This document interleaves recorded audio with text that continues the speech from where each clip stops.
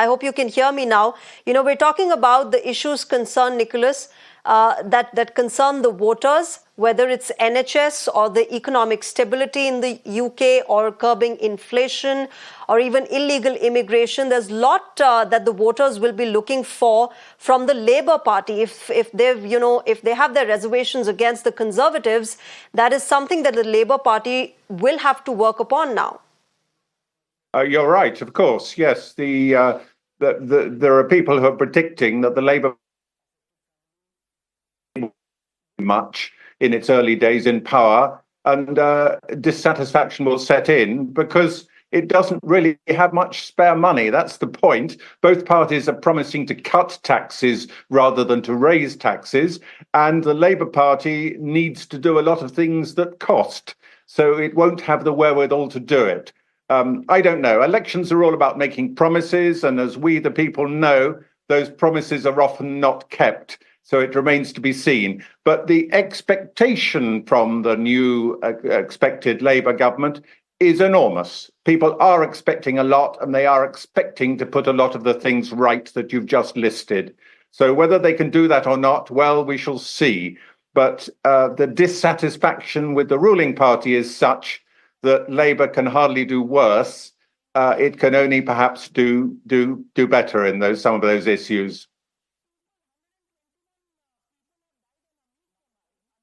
Understand from you how much of the wars have affected this entire UK election, the Israel-Hamas war particularly I want to talk about, and how, Keir Starmer has found a lot of support among UK citizens, but there are also British Muslims who've been talking about how he supported Israel in its right to defend itself, and how Starmer put it, that Israel does have the right to stop water and resources and food to the area of Gaza. That clearly has not gone down well with British Muslim voters.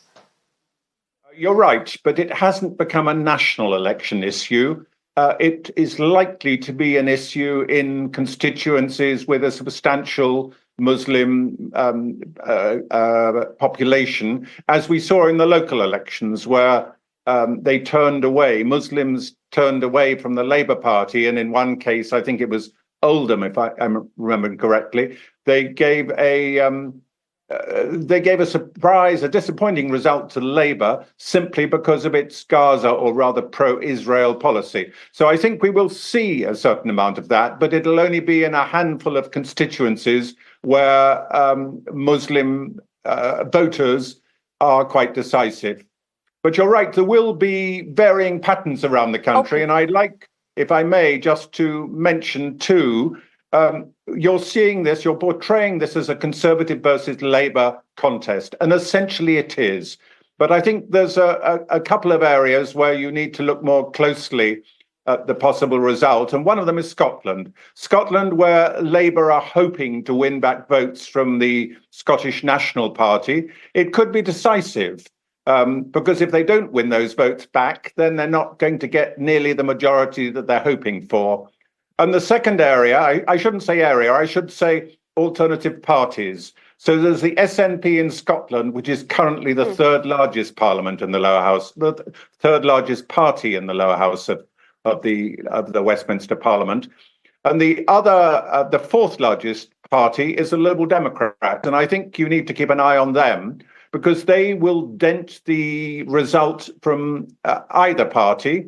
For example, in the area where I live, in the west of England, the Liberal Democrats are a much greater threat to the Conservatives than the Labour Party are. So we need to take account of that. And one more point, if I may, is this new Reform Party, which is characterised as lying to the right of the Conservative Party, and they are going to damage the Conservative Party. So where Reform candidates do well, they'll be taking away votes from the Conservative Party. So you see, there's a lot to play for. It's not just a straight two-party race. I would say that there are 5 parties in significance here, or even 6 if you include the Greens. So a lot will depend on how well the smaller parties do, or the regional parties in the case of Scotland.